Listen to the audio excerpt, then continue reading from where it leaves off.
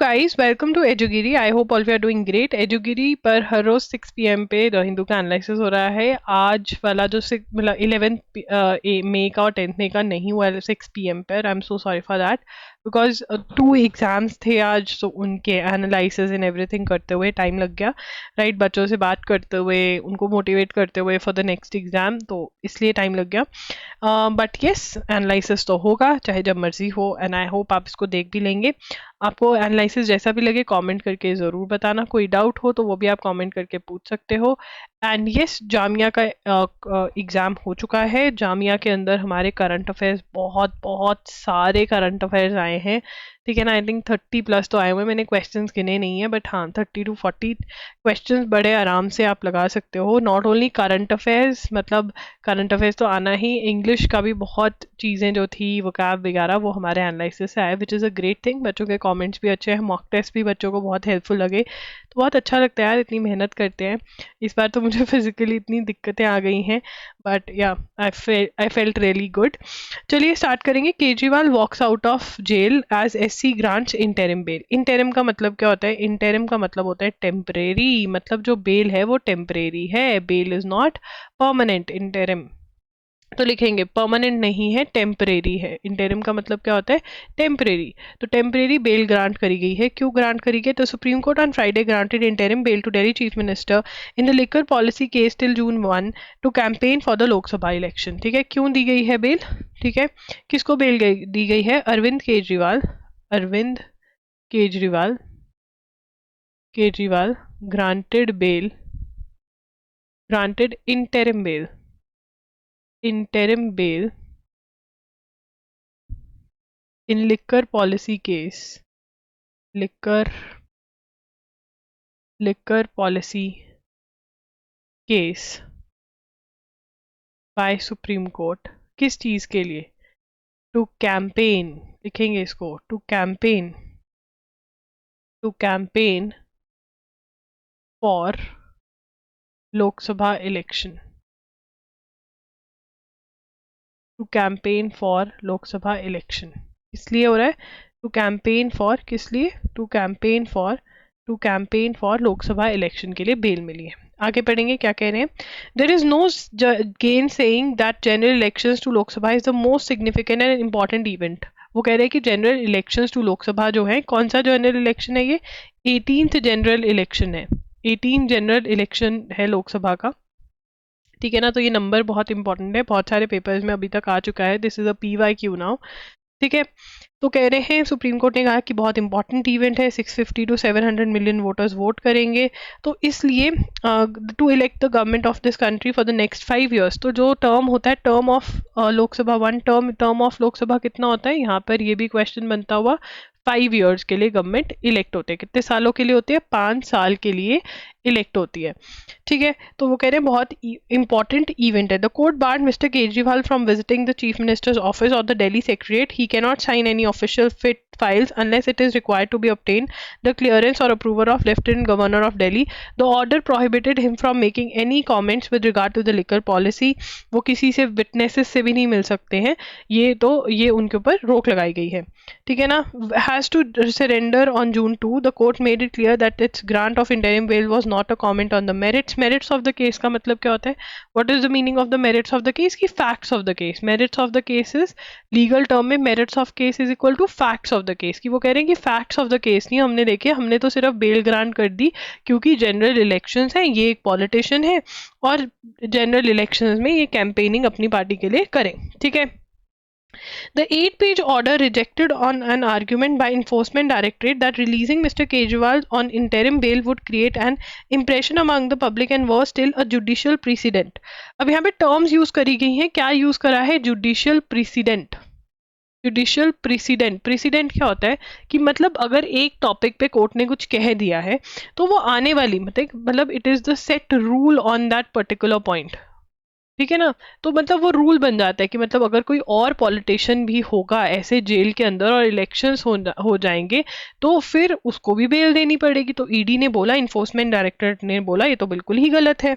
ठीक है ना, दैट पॉलिटिशियंस, और एक और बात, इनइक्वालिटी, ठीक है ना, क्या यहाँ पर इनइक्वालिटी हो गई, क्योंकि वो एक पॉलिटिशियन है इसलिए उनको बाहर आने दिया जा रहा है। कोई आम आदमी अगर अंदर बैठा होता है और वो कोर्ट के अंदर अपनी बेल लगाता है कि मेरे घर में शादी है, मेरे बच्चों की शादी है, किसी की भी शादी है, तो कोर्ट फाइल मुंह पर मारती है कि अरे तुमने क्राइम क्यों किया, जबकि वो अभी भी एक उसके ऊपर इल्जाम ही लगा होता है, बट फिर भी ये होता है। तो क्या ये इनइक्वालिटी है या फिर ये सही है? ये ईडी ने बोला। एंड जो भी एस्से राइटिंग वाले क्वेश्चंस है, एस्से के अंदर ये क्वेश्चन बहुत इंपॉर्टेंट है, अरविंद केजरीवाल को जो बेल ग्रांट करी गई है, ये इक्वालिटी है या इनइक्वालिटी, ठीक है ना। In bail an example of inequality, ठीक है ना, कि अगर कोई यहाँ पर एक आम आदमी होता, ठीक है ना, आम आदमी पार्टी से नहीं, आम आदमी होता, तो क्या उनको भी ऐसे बेल दी जाती? शायद नहीं दी जाती। और क्या ये इनइक्वालिटी है या नहीं आपके ओपिनियन में? What do you think about it? ये जो है एसए का एक पॉइंट है, ठीक है ना। जो भी बच्चे एनएलसैट के लिए तैयारी कर रहे हैं या एआईएटी के लिए तैयारी कर रहे हैं, उनके लिए ये टॉपिक है, ठीक है। आगे चलेंगे, चलिए इधर है, आगे नीचे चलेंगे, सॉरी आगे नहीं है आज। चलिए, steel plant privatisation issue take centre in Gajuwaka, ठीक है ना, गाजुवाका, ठीक है। चलो यहाँ पर the people of Visakhapatnam in general and those from the industrial belt of Gajuwaka in particular who eagerly awaited the arrival of Prime Minister Narendra Modi for his public meeting in Anakapalli on May 6 were disappointed as he conveniently skirted the Visakhapatnam steel plant privatization। तो यहाँ पर हम क्या लिखेंगे? ये बहुत ही important होता है जो प्राइवेटाइजेशन हो रही है Visakhapatnam steel plant, Visakhapatnam steel plant privatisation issue, privatisation issue, ठीक है ना। अब इसके अंदर क्या है? प्राइवेटाइजेशन हो रही है, लोगों को वहां पर प्रॉब्लम हो रही है। ये कहाँ पर लोकेटेड है? लोकेटेड इन गाजुवाका, ठीक है ना। वाका वाका गाना सुना है? वो फीफा का एक बड़ा वाका वाका ये तो गाजू और राजू, ठीक है ना। तो राजू कौन सा गाना गाता है? राजू बहुत स्टाइल से वाका वाका गाना गाता है, तो गाजू वाका में ये लोकेटेड है, ठीक है ना। ये ट्रिक है याद करने की। चलिए आगे चलते हैं। हम क्या कह रहे हैं? The steel plant is located in Gajuwaka assembly segment in the Visakhapatnam Lok Sabha constituency. A vast majority of people they don't want कि इसकी प्राइवेटाइजेशन हो। प्राइवेटाइजेशन का मतलब क्या होता है?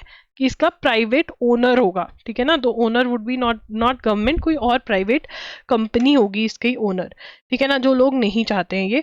तो हमें क्या याद रखना है कि क्या विशाखापट्टनम स्टील प्लांट से क्या रिलेटेड इशू है? प्राइवेटाइजेशन का इशू है। ये कहाँ पर है? गाजुवाका में सिचुएटेड है, बस इतना ही याद रखना है। VSP was established following innumerable sacrifices by the people combined of Andhra Pradesh और विशाखापट्टनम के लोगों की जमीनें गई, तब जाके ये बना था, ठीक है ना। तो बहुत ज्यादा सेक्रीफाइसेस हैं, ये हमको नोट करने की जरूरत नहीं है। The constitution mandates the ECI to conduct elections in free and fair manner, ठीक है ना। जो इलेक्शंस कंडक्ट करने हैं वो फ्री एंड फेयर मैनर में करने हैं। तो यहाँ पर पहले हम इलेक्शन कमीशन हेडिंग दे देंगे, इलेक्शन कमीशन, ठीक है ना। और सेक्शन कौन सा है? Article, sorry not section, article 324। ये हम आर्टिकल पहले भी कर चुके हैं। 324, 234 लिखना है और 2 बीच में लगा देना है। कॉन्फर्स ऑन इलेक्शन कमीशन, ये लिख लेंगे बिल्कुल ऐसा का ही ऐसा कॉपी कर लेंगे। Confers on election commission powers, election commission powers to enable, commission powers to enable it to ensure free and fair elections. मतलब कि इलेक्शन कमीशन को पावर दी हुई है, इतनी पावर दी हुई है कि वो बड़े आराम से फ्री और फेयर इलेक्शन करा सके। मतलब कोई भी चीटिंग ना हो इलेक्शंस के अंदर, that is free and fair elections करवा सके, ठीक है। अब यहाँ पर election commission of India versus state of Tamil Nadu and others, the supreme court of India restates the role and powers of commission in the following words. ECI is a high constitutional authority charged with function and the duty of ensuring free and fair elections and of purity of the electoral process. It has all the incidental and ancillary powers to effectuate the, मतलब ये जो objective achieve करने के लिए उसको सारे objectives दिए हुए हैं। अगेन अगर कोई जुडिशरी के मेंस के ऐसे राइटिंग की तैयारी कर रहा है तो वो ये लिख लेगा, बाकी सबको यही याद रखना है, सभी को याद रखना। आर्टिकल 324 क्या कहता है? कि इलेक्शन कमीशन को पावर देता है कि आप फ्री एंड फेयर इलेक्शंस करवाइए। किसको पावर देता है? इलेक्शन कमीशन को पावर देता है फ्री एंड फेयर इलेक्शंस करवाने की। The model code of conduct, model code of conduct क्या है? देयर आर सर्टेन थिंग्स जो एक political party during the time of elections नहीं कर सकती है। जब मॉडल कोड ऑफ कंडक्ट लग जाता है, नई पॉलिसीज नहीं आती हैं, बहुत चीज़ें होती हैं। तो मॉडल कोड ऑफ कंडक्ट जो है वो इंश्योर करता है कि फ्री एंड फेयर इलेक्शंस हो। पर मॉडल कोड ऑफ कंडक्ट अगर कोई फॉलो नहीं करता तो किसके अंदर एक्शन ले सकते हैं? Election symbols reservation and allotment order brought out by the ECI in 1968 makes a provision to deal with the violation of model code of conduct. अगर कोई model code of conduct follow नहीं करता, उसकी violation करता है, तो उसके against action कहाँ पे लिया जाता है? इलेक्शन सिंबल्स का जो रिजर्वेशन एंड अलॉटमेंट ऑर्डर है उसके अंदर ले सकते हैं। ठीक है जी। तो यहाँ पर पहले हम लिख लेते हैं मॉडल कोड ऑफ कंडक्ट क्या होता है, इसकी एग्जैक्ट डेफिनेशन हम निकाल कर लिख लेंगे। ठीक है ना। मॉडल कोड ऑफ कंडक्ट लिखेंगे, heading model code of conduct. ठीक है। मॉडल कोड ऑफ कंडक्ट क्या है? Is a set of guidelines, is a set of guidelines issued by election commission to conduct for conduct of political parties and candidates during elections। ठीक है ना, कि क्या चीज़ें कर सकते हैं, ये नहीं बोल सकते, ये नहीं कर सकते, कि इलेक्शंस जो हैं वो सही ढंग से, कुछ चीटिंग या कुछ ना हो। ठीक है। मॉडल कोड ऑफ कंडक्ट इसको बोलते हैं। अगर कोई इसको वायलेट करता है, ठीक है ना, तो यहाँ पर हमारा नेक्स्ट पॉइंट करेगा वायलेशन। हमारा नेक्स्ट पॉइंट क्या है? Violation of model code of conduct. ठीक है ना, क्या है? Violation of model code of conduct. ठीक है ना। तो यहाँ पर कहाँ पर दिया हुआ है? Election symbols reservation and allotment order brought out by ECI in 1968 makes provision to deal with violation of model code of conduct। मतलब अगर कोई model code of conduct violate करता है तो एक्शन कौन ले सकता है? Election commission. कहाँ, किस रूल के under? Election symbol reservation and allotment का जो ऑर्डर है 1968 का, उसके अंदर। तो क्या एक्शन ले सकते हैं? What action can be taken? Action ले सकते हैं। The symbol order was issued in exercise of the powers conferred. ठीक है। Paragraph 16A of the symbol order says that in case of violation of model code of conduct और other direction और orders of the commission it can suspend the recognition of a party और in a extreme case even withdraw its recognition. इसकी recognition suspend कर सकते हैं party की। तो यहाँ पर क्या लिखा गया है, ये लिखेंगे paragraph 16A of symbols order says that in case of violation of model code of conduct or other direction of commission suspend can lead to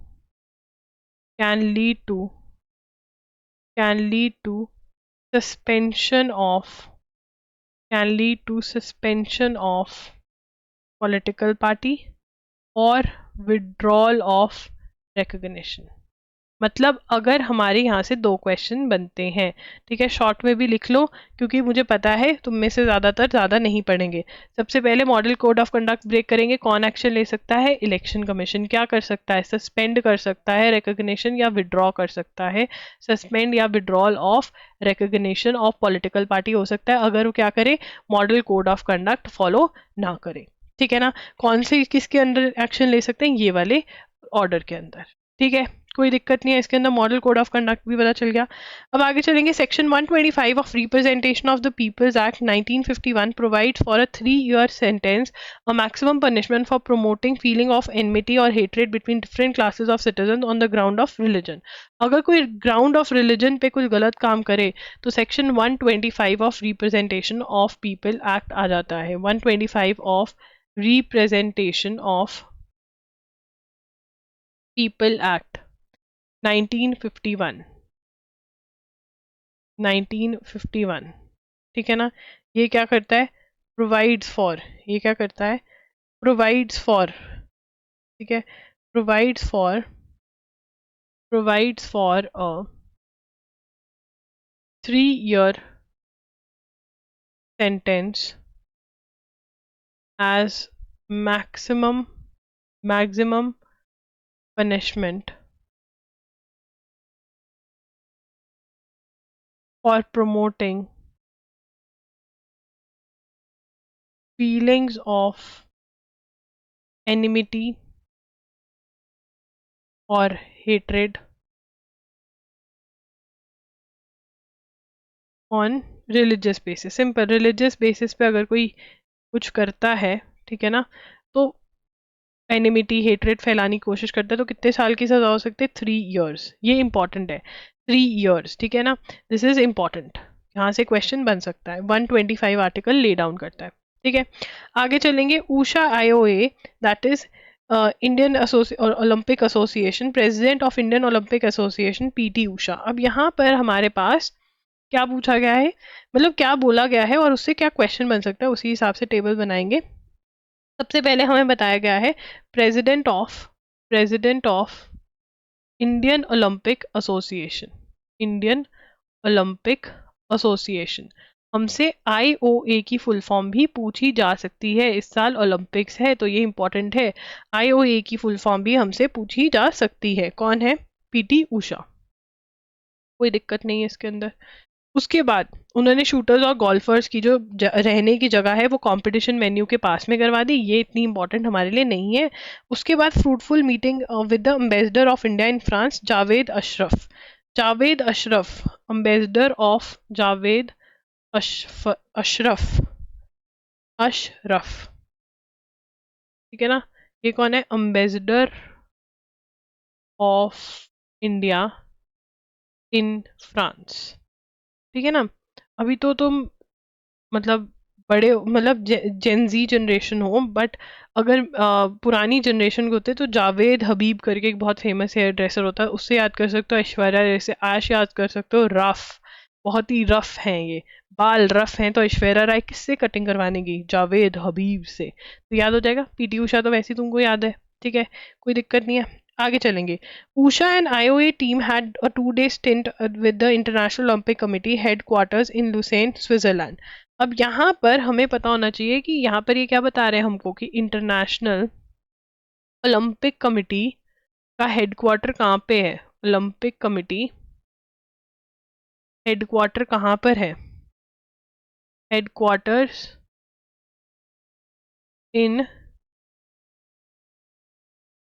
in Lausanne, Switzerland, ठीक है ना, लॉसेन स्विट्जरलैंड में इनका हेडक्वार्टर है। अब यहाँ पे हमें थॉमस बैच के बारे में बता रहे हैं, जो IOC इंटरनेशनल ओलंपिक का थॉमस बैच यहाँ का प्रेसिडेंट है।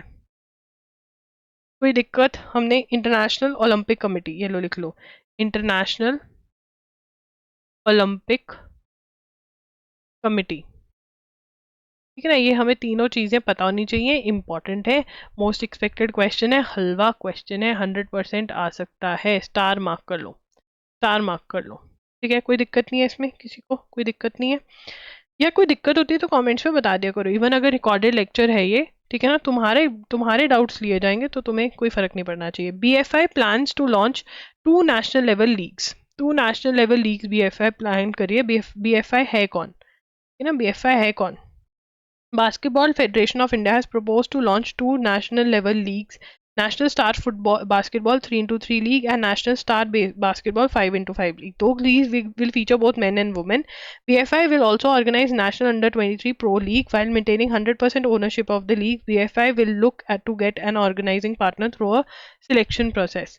The partner will be granted a 7-year license to oversee the operation of the league. Those interested can bid for the rights to organize either one or both leagues subject to. तो यहाँ पर league लेकर आ रहे हैं, कौन लेकर आ रहे हैं? BFI to launch two national level leagues. ठीक है, BFI क्या करेगी?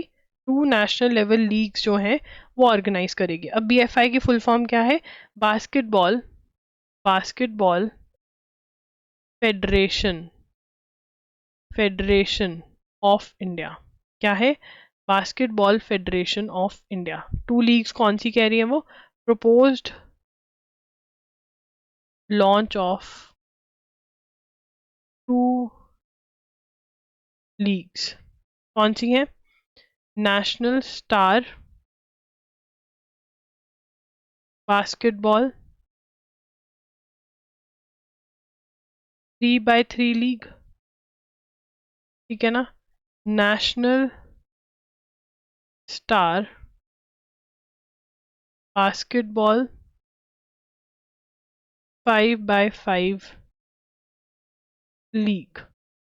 ठीक है ना? ये लीग्स हैं जो BFI. तो यहाँ पर BFI की फुल फॉर्म हमसे पूछ सकते हैं और लीग्स पूछ सकते हैं. एक लीग उन्होंने और करी भी है तो वो भी पढ़ेंगे हम. Austria's Dominic Thiem former US champion announced on Friday that the 2024 season would be his last as professional tennis player. ठीक है ना? अब यहाँ पर क्वेश्चन क्या बन सकता है कि कौन रिटायर हो रहा है, कहाँ से है वो? ऑस्ट्रिया का डोमिनिक से डोमिनोज याद कर सकते हैं. डोमिनिक और डोमिनोज थीम थी ना? थीम, तो थीम वाला पिज्जा लेकर आया डोमिनोज. तो डोमिनिक थीम, ठीक है, ऑस्ट्रिया का, गोइंग टू रिटायर इन 2024. ठीक है ना? और ये कौन है? टेनिस प्लेयर है. अब यहाँ से 3 क्वेश्चन बनते हैं कि डोमिनिक थीम जो है वो कौन सी गेम से रिलेटेड है, कौन सी कंट्री से रिलेटेड है. ठीक है ना? बस. उसके बाद ब्रिजभूषण कौन है? Brijbhushan was a former president of wrestling federation of India. वो क्या फेस करेंगे? सेक्सुअल हैरेसमेंट चार्जेस उनके अगेंस्ट जो लगे हैं वो फेस करेंगे. ठीक है ना? तो दिल्ली कोर्ट को थोड़ा पतला कर लेते हैं. Delhi court framed charges of sexual harassment against wrestling federation of India president Brijbhushan Sharan Singh. ठीक है ना? तो अब ये क्वेश्चन आएगा सेक्सुअल हरासमेंट चार्जेस किसके अगेंस्ट चल रहे हैं, कौन था वो. ठीक है, तो ये है. बहुत सारी प्रोटेस्ट भी हुई थी. ठीक है ना? प्रोटेस्ट भी हुई थी. अब ये पुराने सेक्शंस हैं. ठीक है, ये पुराने सेक्शंस हो जाएंगे. अब हम न्यू सेक्शंस याद करेंगे, बट अगर किसी को पुराने करने हैं याद तो कर सकते हैं, बट न्यू सेक्शंस अब इम्पॉर्टेंट है. न्यू सेक्शंस जुलाई से आ जाएंगे. ठीक है, वो याद करेंगे. उसके बाद हाँ, बस हेरासमेंट टुक प्लेस 2016-2019 में. कुछ नहीं, बस ये इतना याद रखेंगे. Neeraj Chopra on Friday night was in unfamiliar position of playing catch up as Krejcikov Vedlich set the mark early. तो यहाँ पर नीरज चोपड़ा का कौन सा क्या थ्रो रहा? नीरज चोपड़ा. ठीक है ना? कितना थ्रो रहा? 88.36 मीटर. जैवलिन थ्रोअर है ये. ठीक है ना? और क्या क्लेम किया इन्होंने? Silver medal. कौन सा मेडल ले गए? Silver medal. ठीक है ना? उसके बाद यहाँ पर पूरा नाम लिखेंगे. क्रेचजैकूब वादले च. ठीक है ना? ये 88.83 मीटर का मार के गए. ठीक है ना? और यहाँ पर एक और चीज़ है ठीक है, ये कहाँ पर था? दोहा डायमंड लीग गेम का नाम, ठीक है ना। इस बंदे का गोल्ड आया, ठीक है ना। और एक और इंडियन ये गेम जेवलिन थ्रोअर के थे, ठीक है ना। अदर इंडियन किशोर कुमार जेना, किशोर कुमार के गाने, ठीक है ना। तो ये कौन है? जीना। किशोर कुमार को और जीना चाहिए था, और कितने अच्छे गाने लिख जाते वो, ठीक है ना। तो ये भी डायमंड लीग में थे। तो ये 76.31 मीटर का थ्रो ही दे पाए। नो प्लेस, ठीक है ना, कोई जगह नहीं मिली इनको, गोल्ड सिल्वर ब्रॉन्ज में से कुछ नहीं मिला, बट ये हुआ, ठीक है। उसके बाद after 18 months China sends ambassador to India, ये हम नोट कर चुके हैं, ठीक है ना। आफ्टर 18 मंथ्स, दोबारा कर लेते हैं, after 18 months China sends ambassador to India, ठीक है ना। इनका नाम बहुत इंपॉर्टेंट है, ये क्वेश्चन स्टार मार्क कर लो ग्रीन पेन से, ठीक है। क्या नाम है इनका? जू फी होंग, ठीक है। हांगकांग तो याद रह जाएगा, जू में जाकर जू फी होंग, जू और होंग याद रह जाएगा, फी, ठीक है ना। In Delhi to assume as the 17th ambassador to India, 17th ambassador, 17th Lok Sabha election का मतलब लोकसभा खत्म हुई तो 17th एम्बेसडर टू इंडिया भी आ गया, ठीक है ना। कौन? चाइना से, ठीक है जी। आगे चलेंगे। India has completed its troop withdrawal says Malaysia, ठीक है ना। यहाँ पर हम लिख लेंगे इंडिया, थोड़ा सा पेन पत्ता कर लें। India has completed, India has completed troop withdrawal, troop withdrawal says Maldives. अब ये क्या था? तो इंडिया के कुछ सोल्जर्स जो थे वो मालदीव में रहा करते थे, ठीक है। ये बैकग्राउंड स्टोरी है, सुन लो। इंडिया के कुछ सोल्जर्स जो थे वो मालदीव में रहते थे। क्यों? वहाँ पे डॉर्नियर हेलीकॉप्टर इनकी हेल्प के लिए हमने छोड़ रखे थे कि चलो कोई बात नहीं, छोटा कंट्री है, इसकी हेल्प कर देते हैं। बट यहाँ पर एक नए प्रेसिडेंट आए जिनका नाम क्या है? मोहम्मद मुइजू। तो यहाँ पर आपको प्रेसिडेंट ऑफ मालदीव का नाम याद रखना है, very very important. President of Maldives, president of Maldives कौन है? मोहम्मद मोहम्मद मुइजू, ठीक है ना, मोहम्मद मुइजू, ठीक है। ये आए तो ये एंटी इंडिया निकले, ठीक है ना। एंटी इंडिया मतलब इन्होंने क्या कैंपेन स्टार्ट किया? इंडिया आउट कैंपेन स्टार्ट किया, क्योंकि ये चाइना की तरफ ज़्यादा अपने पत्ते फेंकने में यकीन रखते हैं। तो इंडिया आउट कैंपेन में इन्होंने अपनी जनता को ये बताया कि देखो, जो ये सब लोग हमारे यहाँ पे बैठे हैं ना, इनके सोल्जर्स, ये बिल्कुल गलत है, ये हमारी सिक्योरिटी के लिए सही नहीं है। तो अगर तुम मुझे पावर में लाओगे ना, ठीक है, अगर तुम मेरे को पावर में लाओगे ना, तो मैं क्या करूंगा? तो मैं इनको भगा दूंगा, ठीक है ना। किसको? इंडिया के सोल्जर्स को। तो लोगों को लगा सही बोल रहे हैं यार, यही करते हैं, तो इसको वोट दे दी। और अब जो इंडियन सोल्जर्स जो इनकी ही मदद कर रहे थे, उनको बाहर, उनको भेज दिया गया, इंडिया वापस आ गए वो। तो इंडिया ने विड्रॉ कर लिया है। प्रेसिडेंट का नाम क्या है? हमने किस कंट्री से विड्रॉ किया है, स्टोरी मैंने आपको सुना दी है। आगे चलेंगे। India backs Palestine's bid for full UN membership, ठीक है ना। India backs Palestine's bid for full UN membership. अब यार यहाँ पे ना थोड़ा सा बैकग्राउंड अगर लिख लोगे या समझ लोगे तो सही रहेगा, ठीक है। अगर हम बैकग्राउंड समझें तो बैकग्राउंड क्या है? तो यहाँ पर क्या हुआ था, यहाँ पर क्या हुआ था? तो बेसिकली यहाँ पे हम समझते हैं, जूस जो थे ना, जो अभी इसराइल में रहते हैं, जो प्रेजेंट डे इसराइल में रहते हैं, ये लोग जहाँ पर अभी ये लोग रह रहे हैं, पहले भी यहीं पे रहते थे। मल्टीपल अटैक्स हुए इनकी जगह पर, तो ये लोग भाग भाग गए वर्ल्ड के डिफरेंट कोनों में, ठीक है ना। यूरोप में चले गए, तो वहां पर इनके साथ क्या हुई? डिस्क्रिमिनेशन, ठीक है ना। डिस्क्रिमिनेशन हुई बहुत ज़्यादा, जूस को ही तो मार रहा था हिटलर, डिस्क्रिमिनेशन हुई। तो इनके लीडर्स ने कहा कि हम जियोनिस्ट मूवमेंट स्टार्ट करते हैं, ठीक है। जूस के लीडर ने कहा जियोनिस्ट मूवमेंट स्टार्ट करते हैं, जिसके अंदर इन्होंने क्या, अब क्या कहा, अ प्लेस फॉर जूस, कि हम एक बनाएंगे जो जगह होगी सिर्फ जूस के लिए। तो इन्होंने सोचा कि हम कहाँ बनाए जगह, तो इन्होंने कहा जहाँ पर हम पहले रहते थे, जहाँ से हम भागे थे, वहीं पे बनाते हैं। अब क्या हुआ था, वहां पे अरब्स रहने लग गए थे, ऑटोमन एम्पायर रूल कर रहा था, ठीक है ना। तो इन्होंने ऑटोमन एम्पायर को जाके बोला कि देखो हम ना तुम्हारा जो डेट है, जो तुमने पैसे देने हैं वो हम दे देंगे, तुम हमको जगह दे दो। उन्होंने दी नहीं, वो कहते हम नहीं देंगे। तो जूस स्टार्टेड बाइंग लैंड, वहां पर एक जगह पर बहुत सारी लैंड बाय करने लग गए वर्ल्ड ओवर से जूस, ठीक है ना, जो आज की डेट में प्रेजेंट डे इसराइल बन गया, और वो कंट्री भी रिकॉग्नाइज्ड कंट्री है, ठीक है ना, रिकॉग्नाइज्ड कंट्री है इसराइल, ठीक है ना। अब क्या हुआ, वहां पर जब ये सब कुछ हो रहा था, तो ब्रिटेन, जो कि उस टाइम पे यूके, जो कि हर जगह रूल कर रहा था, तो ये लोग उसके पास भी गए थे कि हमें ऐसा चाहिए। तो ब्रिटेन ने कहा हाँ हाँ हम इसराइल बना देंगे, तुम हमारी वर्ल्ड वॉर 2 में हेल्प करो, हम तुम्हारी कंट्री बना देंगे।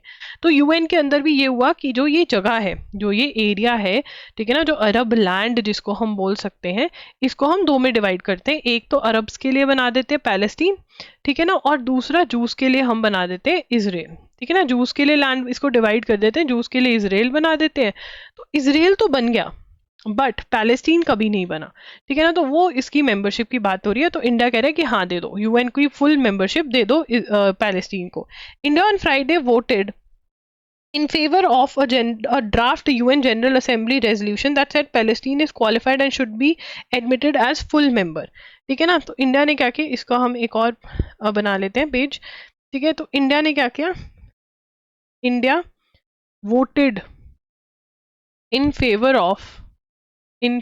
of a draft UN General Assembly, a draft UN General Assembly resolution that Palestine is qualified and should be admitted as a full member of UN,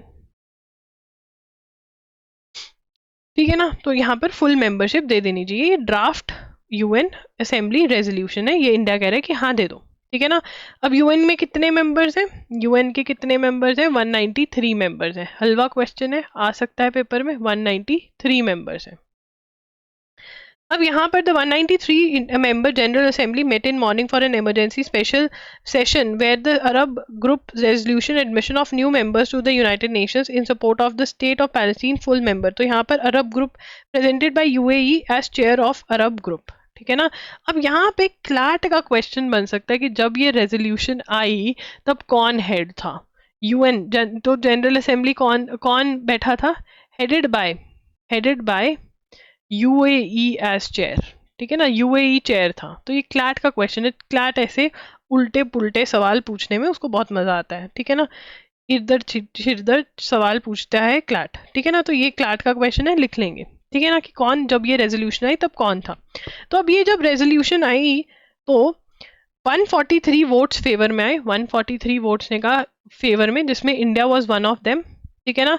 9 against आए, 9 कहते बिल्कुल भी नहीं, और 25 अब्सटेंशन, मतलब वो कहते हैं कि हमको कुछ लेना देना नहीं, जो मर्जी करो, ठीक है ना। उसके बाद the resolution determined that the state of Palestine is qualified for membership in United Nations in accordance to article 4 of the charter and should therefore be admitted. It recommended that Security Council reconsider the matter favorably. India was the first non-Arab state to recognize Palestine अब यहाँ पर हमें extra info दी जा रही है, जिसको हम extra info की तरह ही लिख लेंगे, और ये हर एग्जाम के लिए इंपॉर्टेंट है कि India was the first non-Arab state to recognize the Palestine Liberation Organization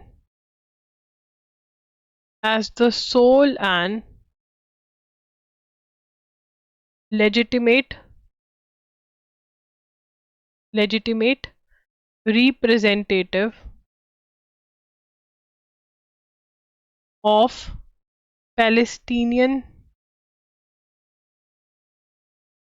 people in 1974, ठीक है ना। 1974 में जो ये ऑर्गेनाइजेशन है, क्योंकि कंट्री तो बनी नहीं, तो पैलेस्टीन लिबरल ऑर्गेनाइजेशन को कहा कि हाँ ये पैलेस्टीनियन पीपल का दुख जो है वर्ल्ड को बताएंगे, ये देखेंगे उनके बारे में, ये उनके बारे में बोलेंगे। India was one of the first country to recognize state of Palestine in 1988 and 1996. Delhi opened its representative office to the Palestine Authority in Gaza, which was later shifted to Ramallah in 2003. अब यहाँ पर एक और हमें fact पता चल रहा है कि India was one of the first countries to recognize the state of Palestine in 1988 and 1996, ठीक है ना। Delhi opened its रिप्रेजेंटेटिव, देखो स्टेट तो बनी नहीं है, ठीक है ना, बनी तो नहीं है, बट उसको रिकॉग्नाइज कर लेते कि हाँ ये है तो है, बट वो मतलब वर्ल्ड ओवर नहीं रिकॉग्नाइज करी गई है, बट इंडिया ने कहा कि हाँ ठीक है हम रिकॉग्नाइज करते हैं पैलेस्टीन अथॉरिटी इन गाजा, ठीक है ना। हमने रिप्रेजेंटेटिव ऑफिस खोला हुआ है गाजा में, जो कि हमने 2003 के अंदर 2003 में शिफ्टेड टू रामालाह, ठीक है ना। तो ये भी हमने किया हुआ है, गाजा के अंदर रिप्रेजेंटेटिव ऑफिस भी खोला हुआ है। 1998 1996 में हमने इनको रिकॉग्नाइज भी किया, ठीक है ना। और हमने पैलेस्टीन लिबरेशन ऑर्गेनाइजेशन जो इनकी रिप्रेजेंटेटिव है पैलेस्टीनियन पीपल की 1974 में रिकॉग्नाइज कर लिया। ये सारे हमारे से रिलेटेड फैक्ट्स हैं और इसको हमें पता होना चाहिए। उसके बाद Palestine in its capacity is an observer state. अब पैलेस्टीन की क्या कैपेसिटी है? Palestine is an observer state, observer state है तो क्या है? डज नॉट हैव द, क्या है? डज नॉट हैव, क्या है? Does not have the right to vote in general assembly और to put forward its candidature to UN organs, ठीक है ना। ना तो UN ऑर्गन्स में अपने कैंडिडेट भेज सकती है और ना ही पावर टू वोट है। पैलेस्टीन क्या है? इज एन ऑब्जर्वर स्टेट, ठीक है ना। ये भी इंपॉर्टेंट है। तो हमने इंडिया से रिलेटेड पॉइंटर्स भी कर लिए, पैलेस्टीन से रिलेटेड भी कर लिए। Rafah attack will lead to humanitarian disaster. कल हमने क्या पढ़ा था कि यूएसए ने बोल दिया अगर तुमने रफा को अटैक किया हम तुमको वेपन्स नहीं देंगे, ठीक है ना। इसराइल कहता हम खुद ही, वहां पे वो क्या कह रहे हैं? इसराइल कह रहा है कि हमारे जो जूस है ना वो अपने नाखूनों से लड़ेंगे, बट हम लड़ेंगे जरूर, आपने नहीं भेजने वेपन्स तो मत भेजो, ठीक है ना। तो अब ये कहाँ पर अटैक कर रहे हैं? नेक्स्ट रफा में अटैक कर रहे हैं, ठीक है, जो गाजा में ही है। इसराइल और हमास की जो लड़ाई चल रही है। US imposes curbs on Chinese firms over spy balloon. तो story soon low.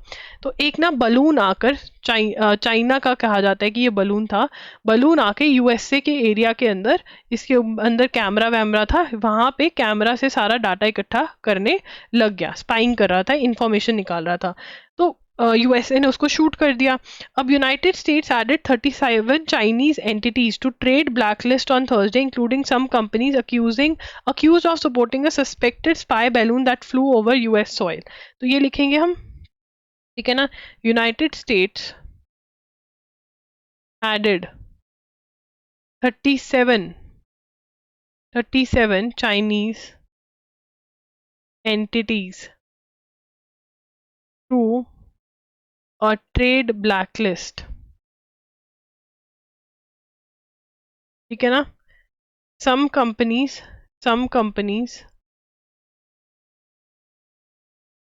accused of supporting a suspected spy balloon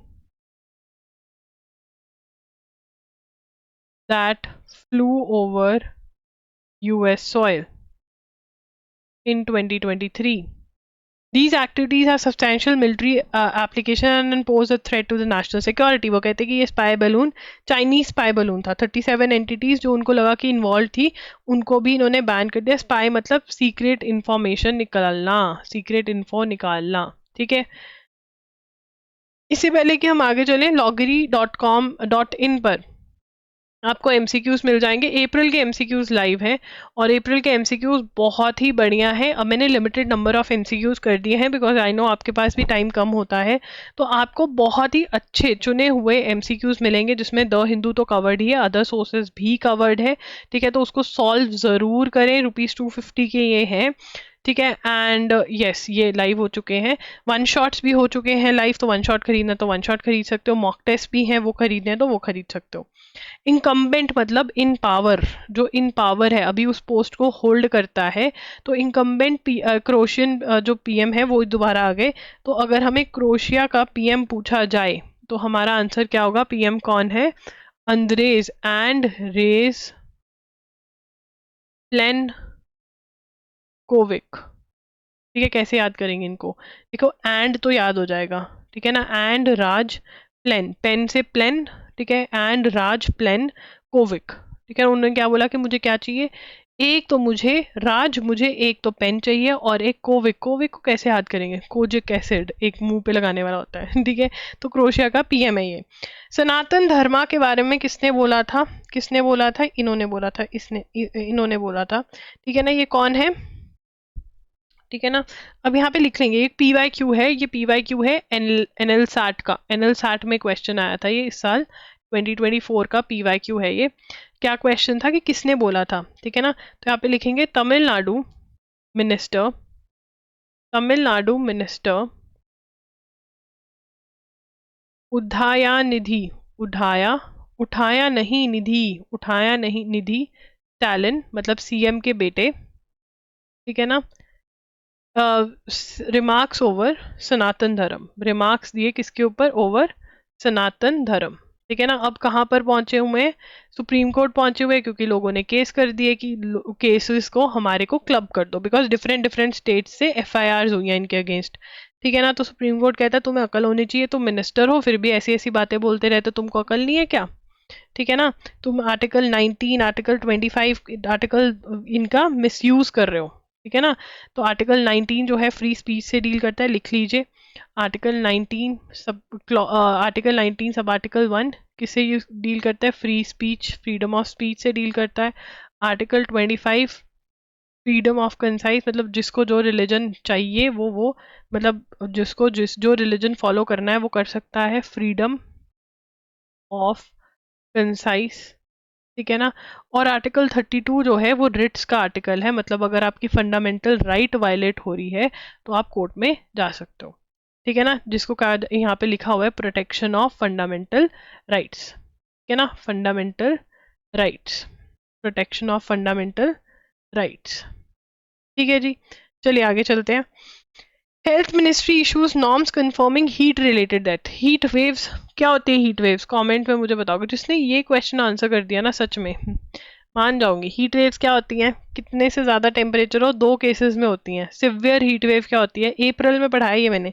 the union health minister, the Union Health Ministry has issued standardized guideline for confirming heat stroke and heat related deaths in the country. अब किसने issue करी है? ये question आ सकता है. Union health ministry, Union Health Ministry has issued standardized guidelines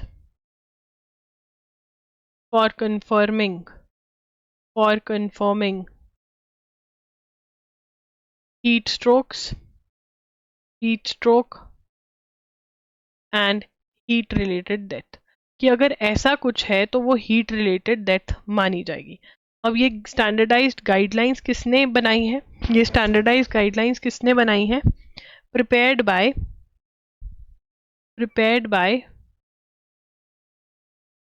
national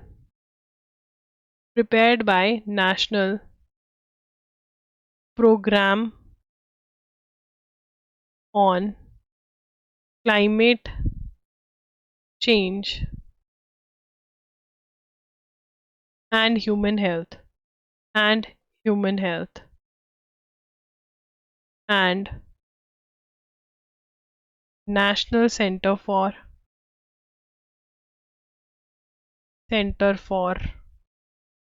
Disease control, इन लोगों ने मिलकर बनाई है। तो क्वेश्चन ये भी हो सकता है किसने बनाई है, किसने कहा। Is aimed at helping hospital become aware of the criteria to declare, कि हॉस्पिटल बोल सके कि हाँ अगर ये सब कुछ है तो हीट की वजह से डेथ हुई है।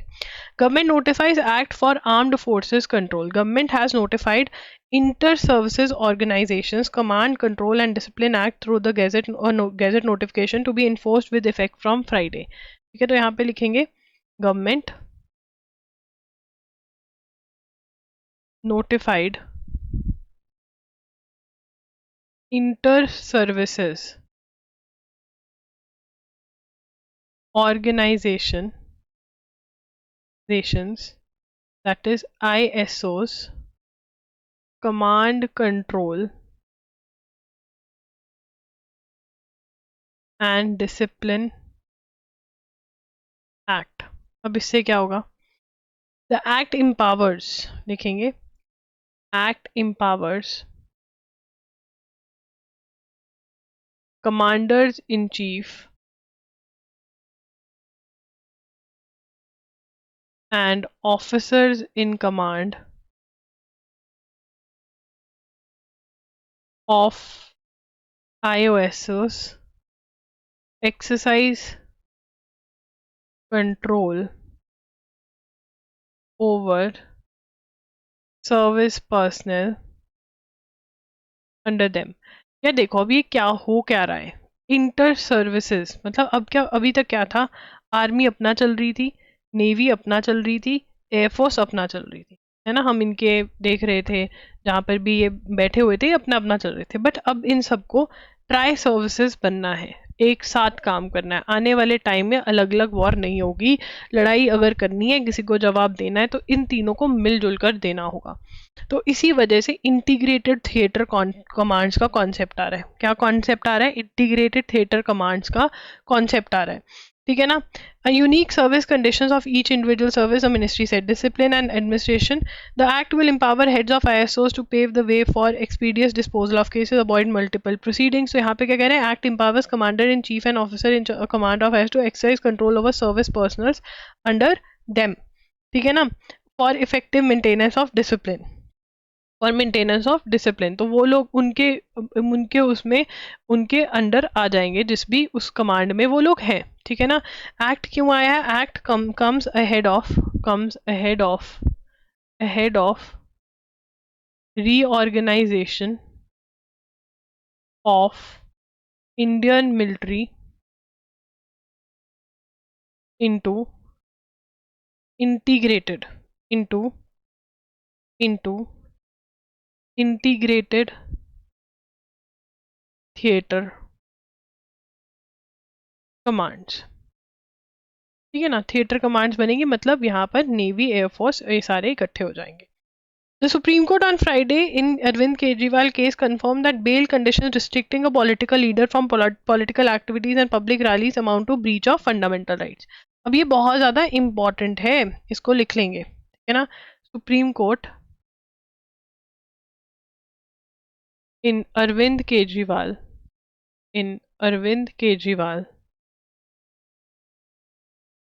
case confirmed that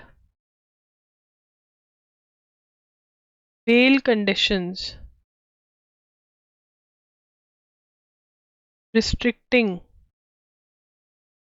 a political leader from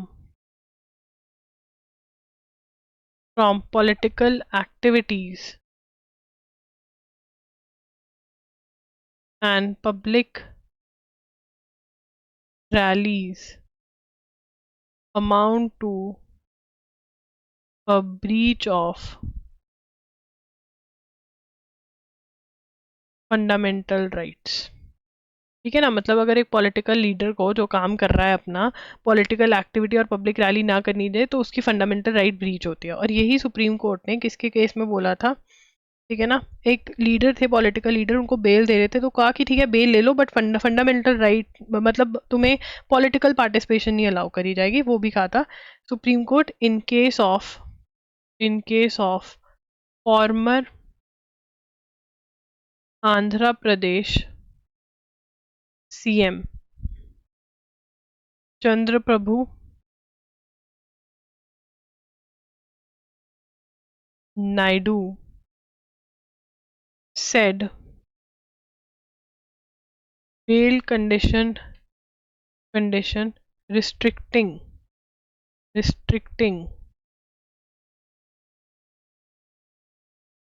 restricting political participation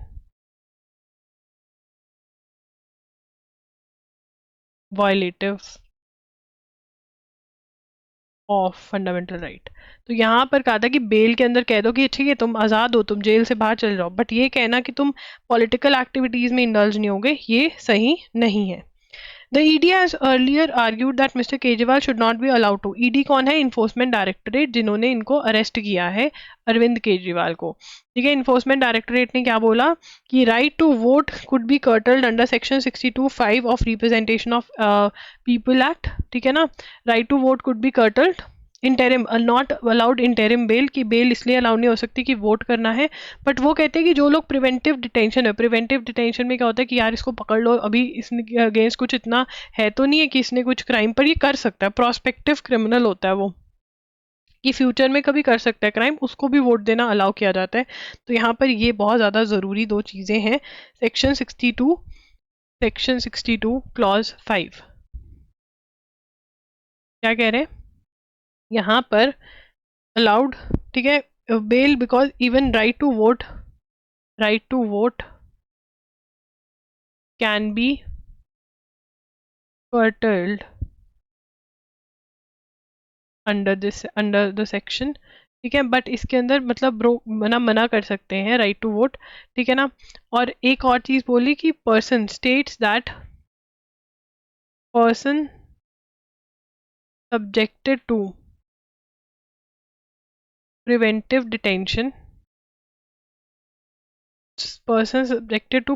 detention can vote. एक बारी ना मैं खोल के देख ही लूं कि ये सेक्शन एक्चुअली कहता क्या है ना, क्योंकि ये दोगली बात हो गई। ये कह रहा है no person shall vote at any election if he is confined in a prison, whether under a sentence of imprisonment or transportation, provided that nothing in subject prevent। तो यहाँ पर हम ये पूरा ही लिख लेते हैं, इसको रिमूव करते हैं हम। ठीक है ना, जो है वही लिख लेते हैं, क्वेश्चन जो बन सकता है यहाँ पे लिखेंगे रिप्रेजेंटेशन ऑफ पीपल एक्ट 1951। इसमें क्या कह रहे हैं? इसमें कह रहे हैं no person shall vote in election if he is in prison। ठीक है ना, लॉफुल कस्टडी ऑफ पुलिस में है, जेल में है। ठीक है ना, person subjected to preventive law for the time being force, nothing in subject shall apply to. ठीक है ना, but person subjected to preventive detention can vote. Preventive detention के अंदर है तो कैन वोट। अब यार तुम कहोगे कि जो जेल के अंदर है और प्रिवेंटिव डिटेंशन में क्या फ़र्क है? जो प्रिवेंटिव डिटेंशन के अंदर होता है उसके अगेंस्ट इतने सबूत नहीं होते हैं, बट उसको अंदर रखा हुआ है कि भाई तू क्राइम ना कर दे। ठीक है ना, मान लो कोई इंपॉर्टेंट चीज़ होने वाले किसी शहर में, तो सबको ना जो इधर उधर वाले होते हैं जो कुछ कर सकते हैं उनको डाल देते हैं अंदर। ठीक है ना, और जो जेल के अंदर वैसे है, मतलब उसके अगेंस्ट तो प्राइमा फेसी एविडेंस है कि भाई इसने कुछ किया है, अगर वो अक्यूज्ड है। ठीक है ना, अगर कन्विक्टेड है तो प्रूव ही होगा कि हाँ कुछ किया है। तो ये वाली कैटेगरी अक्यूज कन्विक्टेड वाली, उनको वोट देने के राइट नहीं है, बट जो प्रिवेंटिव डिटेंशन के अंदर है उसको वोट दे सकता है वो। ये कौन बोल रहा है? Section 62 clause 5। इंपॉर्टेंट है ये भी। Proteins are long chains of amino acids. ठीक है ना, वो क्या कह रहे हैं? प्रोटीन्स आर, यहाँ पे प्रोटीन जो ढूंढ सके वो कुछ एआई वगैरह का बना है। ठीक है ना, अगेन वेरी वेरी इंपॉर्टेंट। तो यहाँ पे क्या कह रहे हैं? प्रोटीन्स लिख लेते हैं हम, प्रोटीन्स एंड एआई। एक मिनट, ये थोड़ा मोटा हो गया, पतला कर देते हैं। Proteins and AI,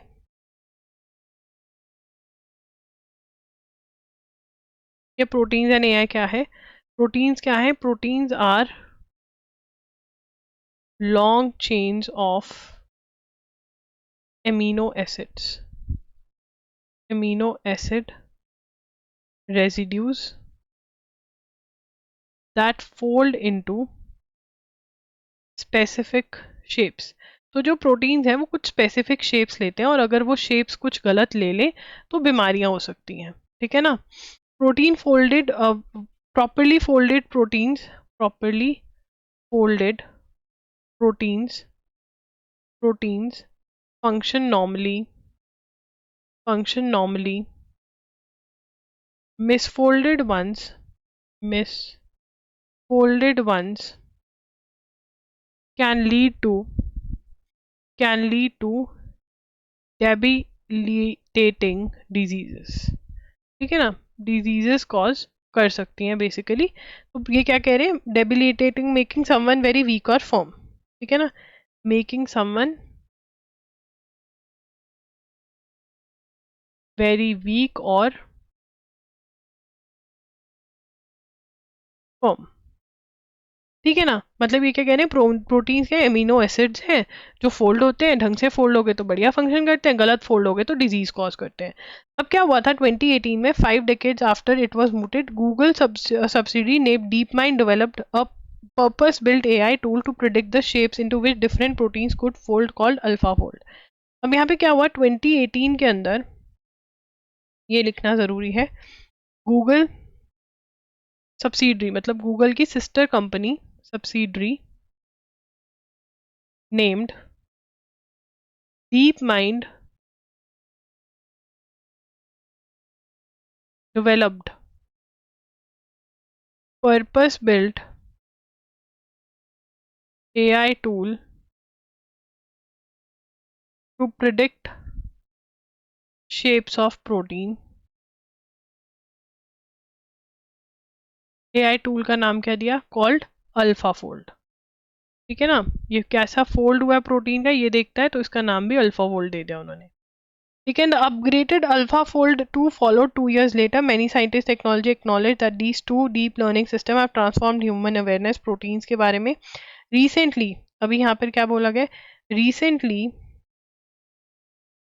deep mind launched AlphaFold 3, ठीक है ना, 80% accuracy in predicting shapes of protein,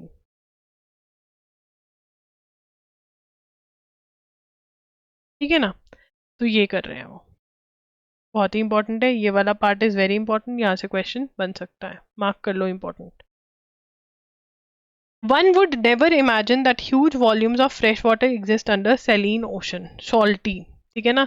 salty ocean के नीचे नदी बह रही होगी, ये कोई भी इमेजिन नहीं कर सकता, बट नदियां मिली हैं, 1960 में न्यू जर्सी के अंदर मिली थी, ठीक है, ब्लैक सी के अंडर मिली है रिवर, ठीक है। तो यहाँ पर वो कह रहे हैं it would count among one of the largest rivers in the world when compare to the land basis. अब यहाँ पर स्टैटिस्टिक्स शो कि कितना 97 पॉइंट, अगर हम पानी की बात करें, ठीक है ना, वाटर की बात करें, तो हमें क्या फैक्ट्स पता है, 97.5% अर्थ पे क्या है, सॉल्ट वाटर है, नमकीन पानी है, ठीक है ना।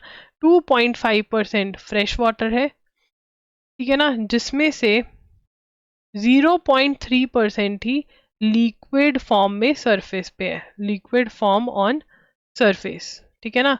तो रेस्ट कहाँ पे है, rest of fresh water is underground, ठीक है ना, जमीन की तह के नीचे है, ठीक है। अब वो कह रहे हैं कि अगर नहीं मिला तो क्या होगा, ठीक है ना, तो जो एक्सक्लूसिव इकोनॉमिक जोन के बाहर है वहां जाएंगे। अब एक्सक्लूसिव इकोनॉमिक जोन क्या होते हैं, कॉन्सेप्ट्स यहाँ पर समझेंगे। एक्सक्लूसिव इकोनॉमिक जोन क्या होती है, exclusive economic zone 200 nautical miles area होता है, 200 नॉटिकल माइल एरिया होता है, ये समझेंगे। हर कंट्री जिसके साथ में सी लगता है, जैसे इंडिया का ये है, ठीक है ना, तो इंडिया का 200 नॉटिकल माइल्स तक का जो सी है, ओशन है, वो इंडिया का है। उसके बाद जो है वो कॉमन इंटरनेशनल वाटर्स आ जाते हैं, ठीक है। 200 माइल तो एक्सक्लूसिव एरिया हो गया कंट्री का, कोस्टल, ठीक है। अब यहाँ पर एरिया क्या बोलते हैं, एरिया क्या होता है, कॉन्सेप्ट ऑफ एरिया क्या है, यूएन क्लॉज कहता है, मतलब United Nations law on law of sea convention 1982 कहता है, एरिया क्या है, एरिया एज सी बेड और ocean floor beyond limit of national jurisdiction. जो नेशनल जुरिस्डिक्शन मतलब एक्सक्लूसिव इकोनॉमिक जोन के बाहर जो एरिया चला जाता है उसको एरिया कहते हैं। अब लोग कह रहे हैं एक्सक्लूसिव इकोनॉमिक जोन तो कंट्रीज ने देख लिया, अब ये एरिया में जाएंगे, ठीक है ना। एक है जिनीवा कन्वेंशन, जिनीवा कन्वेंशन क्या है, जिसको यूएन क्लॉज ने जो हमने ऊपर पढ़ा जो लॉ ऑफ सी है उसको रिप्लेस किया है, ठीक है ना। तो गाइज अगर आपको ये सेशन अच्छा लगा हो तो प्लीज़ कमेंट कर देना, ठीक है। आई ट्राई कि अब से 6 PM पर ही जाए, ठीक है।